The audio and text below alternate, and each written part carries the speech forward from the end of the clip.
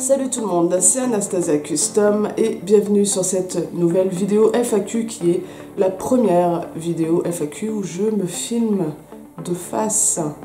C'est un peu perturbant, d'habitude je suis derrière la caméra, on va essayer de s'y habituer. Donc pour cette vidéo, je vous avais demandé sur Instagram et YouTube de m'envoyer vos questions pour cette vidéo. On va commencer. Je suis en train de me liquéfier en fait. Vous m'avez envoyé à peu près 180 questions, donc forcément je ne vais pas pouvoir répondre à tout le monde.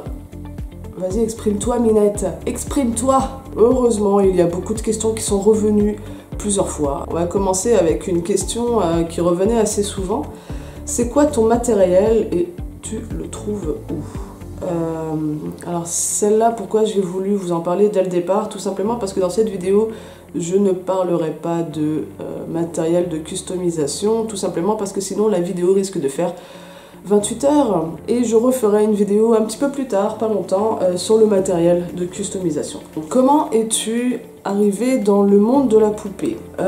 Donc c'est arrivé il y a bientôt 5 ans, à la fin d'année ça va faire 5 ans. Je suis arrivée dans le monde des poupées en découvrant Nicole's Dreams sur YouTube, donc Andrea, qui faisait déjà de la customisation de poupées. Et avant d'arriver dans le monde des poupées, j'étais dans le dessin, donc j'ai toujours dessiné depuis que je suis toute petite. Je voulais évoluer un peu dans mon hobby, parce que le dessin, ça a toujours fait partie de ma vie, et que je voulais pas faire que du dessin toute ma vie en fait. Sans vraiment chercher sur YouTube, je suis tombée sur les vidéos d'Andrea, et ça a été une révélation, ça m'a vraiment donné envie de me lancer. Au début, je pensais vraiment faire que du make-up sur dessin, sur poupée, pas forcément faire les wigs, tout ça, parce que j'étais complètement nouvelle dans ce domaine-là et que je n'y connaissais absolument rien.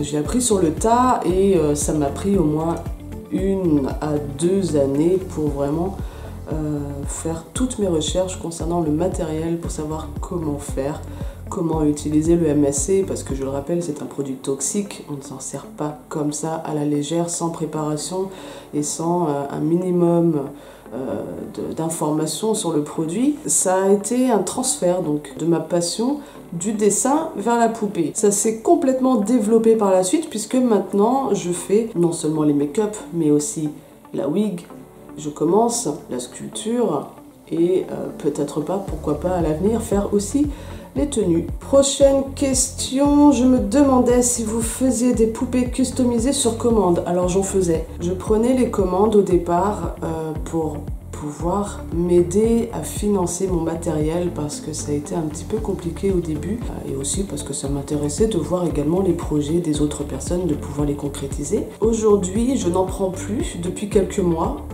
C'est assez récent. Je n'ai plus le temps de m'occuper de commandes en fait. J'ai tellement de projets actuels, de projets futurs qui vont arriver même d'ici la fin d'année. J'ai tellement de choses à faire que je n'ai plus 1 minute pour m'occuper des commandes. Donc j'ai encore des commandes qui datent de décembre de l'année dernière. Je ne sais pas si vous vous rendez compte du temps que ça met pour faire une commande. Je ne suis plus libre de faire ce que j'ai envie de faire. Les commandes, on vous impose un projet, vous n'avez pas le choix. C'est la cliente ou le client qui vous demande de faire une poupée telle que la personne voudrait que la poupée soit, mais au final, vous n'êtes pas libre de faire ce que vous voulez. J'ai déjà eu des clientes plusieurs fois qui m'ont dit « voilà, je voudrais tel personnage, tu l'as fait comme tu veux, mais voilà ».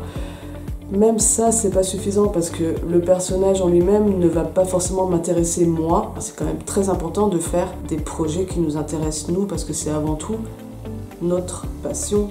Voilà, aujourd'hui, si j'arrête les commandes, c'est vraiment parce que je manque de temps et que j'aimerais pouvoir faire mes propres projets. Comment as-tu eu l'idée de lancer ta chaîne YouTube?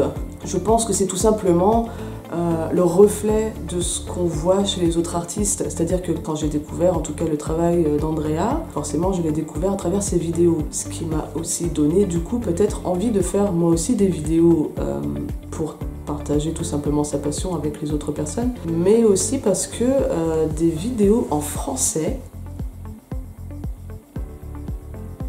j'en ai pas vu des masses, j'en voyais pas vraiment beaucoup. Il y en a beaucoup en anglais, que ce soit en anglais, pas forcément américaine, hein, ça peut être de n'importe quel autre pays, les gens qui parlent en anglais, Mais en français, j'en ai pas vu beaucoup. Mais des vidéos professionnelles en français, non. Donc je me suis dit, pourquoi pas moi? Pouic, pouic, pouic. As-tu déjà reçu des critiques sur tes poupées et comment est-ce que tu gères ces critiques? Alors oui, attention, quand vous vous lancez sur YouTube, préparez-vous psychologiquement parce qu'on ne s'attend pas forcément à ce qui peut arriver après, c'est-à-dire les critiques, ou même tout simplement la méchanceté gratuite, enfin bref, tout ce qui est commentaire négatif. Quand on se lance dans les vidéos, on ne s'attend pas forcément aux conséquences qu'il peut y avoir. J'ai reçu à mes tout débuts, alors que je faisais mes toutes premières vidéos au téléphone, que je faisais des tutoriels pour faire des wigs en alpaga à la colle. Je me suis pris des commentaires négatifs. Je l'ai tellement mal vécu en fait que j'ai arrêté les vidéos pendant très longtemps, mais les gens ne se rendent pas forcément compte. Alors au début, oui, c'est vraiment très très dur, ça a été horrible à supporter. Au bout d'un moment, en fait, on reçoit tellement de messages, que ce soit positif ou négatif, qu'on ne fait même plus attention. Ça me passe complètement au-dessus de la tête, en fait. Je ne fais même plus attention parce que j'ai pris l'habitude de les recevoir. J'ai tellement morflé à cause de ça qu'aujourd'hui, ça peut-être inconsciemment formé une espèce de carapace anti-commentaires négatifs que voilà, en fait, je n'y fais plus du tout attention. Et il faut se dire aussi, parce que je sais qu'il y a certaines personnes parmi vous qui sont très probablement déjà dans mon cas et qui reçoivent aussi des commentaires négatifs qui ne sont pas forcément préparés à ça. Sachez que pour un commentaire négatif, vous allez recevoir peut-être 100 ou 1000 commentaires positifs. Réfléchissez à ça, méditez là-dessus, ne vous arrêtez pas aux commentaires négatifs, ce n'est qu'une très petite minorité, c'est pas le plus important. Le plus important sur votre chaîne, que ce soit YouTube, Instagram ou n'importe quoi, c'est de faire ce que vous avez envie de faire, peu importe la vie des gens, ne vous arrêtez pas à ça. C'est pas important et ça vaut pas le coup. Quand as-tu commencé à customiser des poupées? J'ai commencé en novembre 2013. Donc ça va faire 5 ans. Penses-tu que tu feras d'autres poupées steampunk? Et aussi, où est-ce que je pourrais les acheter? Alors bien sûr, le steampunk, c'est mon domaine de prédilection. Je ne connaissais pas du tout le steampunk avant la customisation. J'ai découvert ça assez tard en fait. Je ne compte absolument pas arrêter, que ce soit le steampunk ou la fantasy, ou même des personnages Disney, ou les contes, les fables, tout ça, voilà, c'est vraiment les thèmes qui me parlent le plus. Pour ce qui est des achats de mes poupées, alors ça se passe soit sur Facebook, en message privé, soit sur Instagram, pareil, sur message privé. Et pour les personnes qui n'ont ni Facebook ni Instagram, vous pouvez tout aussi bien m'envoyer un mail. Je vous mets tous les liens sont dans la description de la vidéo. Mais je n'ai pas de boutique ni en ligne ni physique, je passe uniquement par message privé, tout simplement parce que je n'ai pas le temps de m'occuper d'une boutique en plus. Si tu avais la chance de voir tous tes fans, est-ce que tu le ferais? Eh bien écoutez, moi je serai présente au salon du Eldol, ça se trouve à Lyon en France et c'est, si je ne me trompe pas, le 26 et 27 octobre. Les dates sont à vérifier, mais je sais que c'est fin octobre, c'est un week-end, samedi et dimanche. J'aurai un stand à ce salon et j'aurai une trentaine de poupées à vendre. Donc si jamais vous voulez passer me voir, pas de souci, moi je suis là. Est-ce que tu vends tes poupées en personne? Bah justement, oui, au salon du Eldol, donc je vous y attends. Quel sera ton prochain repaint? Alors je crois qu'il est temps pour moi de vous parler de ma Draenei. Je travaille en ce moment dessus depuis maintenant quelques mois, ça fait un petit moment que je suis dessus. Et cette poupée, je vais vous en parler peut-être plusieurs fois dans la vidéo parce qu'elle va répondre à plusieurs de vos questions et c'est une poupée très particulière pour moi puisque ça a été la première fois où vraiment je sculptais quelque chose sur une poupée, c'était bien avant les elfes. Je vous montre ça quelque part par là, au-dessus du chat. À l'heure actuelle, elle n'est pas terminée, il me reste la wig à faire et il y a aussi la combinaison qui est en cours. Une fois que la combinaison sera terminée, je ferai pour la première fois l'armure par moi-même, sans passer par la petite clinique des poupées pour cette fois, parce que j'aimerais pouvoir tester moi-même aussi. Une de mes poupées préférées, vraiment de toutes celles que j'ai faites, et pourtant elle n'est pas terminée. Je vous informe également que cette poupée, à l'état actuel, donc comme vous pouvez voir sur la photo, il y a une vidéo en ligne sur YouTube du work in progress de cette poupée, de cette première partie de customisation en tout cas, et elle n'est visible que sur mon Patreon. Donc si vous voulez voir le work in progress de cette première partie de vidéo, le lien est dans la description de la vidéo comme toujours. À quoi ressemblait ta première poupée? Je vous mets des photos un peu partout, sachant que les toutes premières photos, donc je vous les mettrai en premier là-haut, ce sont des photos que j'avais prises avec un vieil appareil photo, avec un vieux filtre. Et j'en étais fière de ces photos, mais c'était juste horrible. Donc c'est ma toute première custo, je ne faisais pas encore de wig, je crois que c'est la seconde poupée. Donc c'était sur une opéretta, j'ai commencé à faire mon tout premier reroute, ça a été un enfer, un enfer. Je vais vous enchaîner quelques petites photos des toutes premières custos que j'ai faites.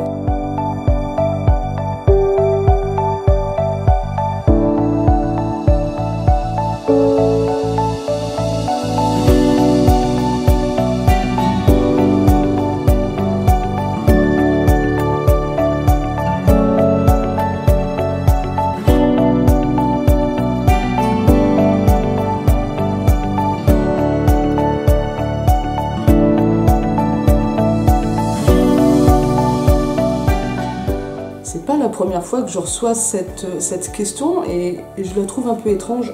Est-ce que tu peux faire des tutoriels sur comment faire des poupées? Est-ce que quelqu'un peut me donner la définition exacte du mot tutoriel? Parce qu'en fait, je fais déjà des vidéos, work in progress, qui pour moi, selon moi, mon point de vue, sont déjà des tutoriels. Donc, dans le doute, je préfère vous demander parce que je trouve étrange en fait qu'on me demande de faire des tutoriels alors que pour moi, j'en fais déjà. Mais peut-être que je n'ai pas la bonne définition du mot tutoriel. Qu'est-ce que pense ta famille de tes poupées? Alors c'est vrai qu'au début, c'était un peu compliqué parce que j'ai commencé à faire des poupées dans ma chambre chez mes parents, quand je vivais encore à la campagne. Que je n'avais pas de travail, je n'avais pas de voiture, c'était un peu compliqué pour moi de trouver du travail sans voiture, surtout à la campagne. Et effectivement, mes parents ne comprenaient pas trop l'intérêt de faire ces poupées. Ils n'ont jamais été contre, hein, absolument pas. Mais aujourd'hui, je sais qu'aujourd'hui, ils sont vraiment très fiers de ce que je fais. Et je vois souvent d'ailleurs mon papa et ma maman partager mes vidéos sur leur page, sur leur compte Facebook. Ça fait toujours bizarre, mais c'est rigolo. Question très intéressante de Simply Dollies One qui demande où est-ce que je trouve mes poupées, si je les ai neuves ou d'occasion. Alors au début je les achetais neuves. Le problème c'est qu'on n'a pas tous un budget de 20 à 30 € par poupée, des acheter neuves en magasin. Mais maintenant, je les achète d'occasion uniquement si elles sont en très bon état. Alors, je les trouve notamment sur eBay, mais aussi sur les vides-greniers. Et ça peut aller à 3 ou 4 € la poupée. Donc, c'est très intéressant, même pour les personnes qui veulent commencer et qui n'ont pas beaucoup de budget. Ça peut être un bon moyen de trouver des poupées pas chères. Combien de temps ça te prend pour faire un projet entier, en jours ou en heures? Ça dépend.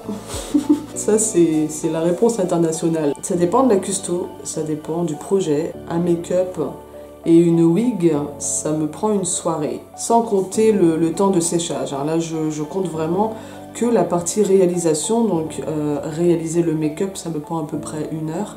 Et réaliser la wig, ça me prend peut-être une demi-heure. Le temps de séchage, je laisse toujours une nuit complète. Le lendemain, donc l'assemblage, collage, les vêtements, etc.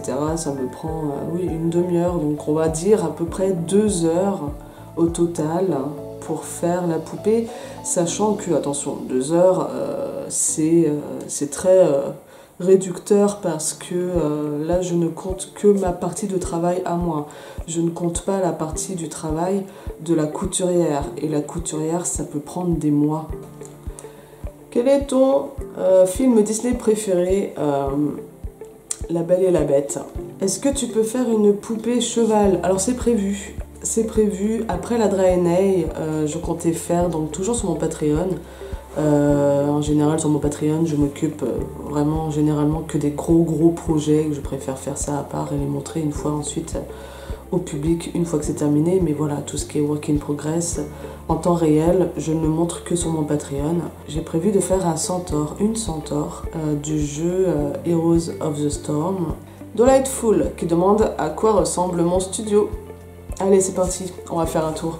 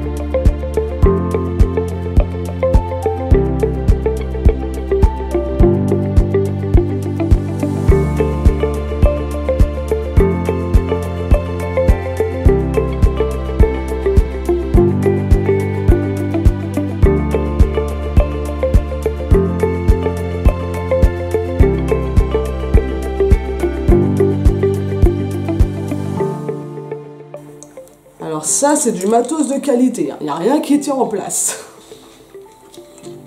Sugarlump Gift Shop. Salut Sugarlump, qui demande qui sont mes artistes idoles, donc mes idoles. J'ai découvert Andrea en premier lieu, donc Nicole's Dreams, il y a 5 ans. Ensuite, j'ai découvert La Petite Clinique des Poupées, Tiamat Création, Créature de l'eau, etc. Donc là, je vous parle vraiment d'artistes françaises.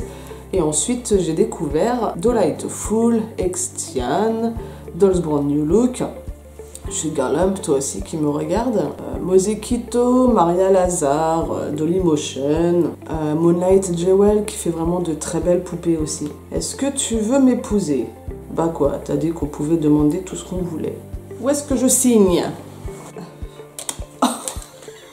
On va pas y arriver, hein. Cette vidéo risque d'être un peu compliquée à faire.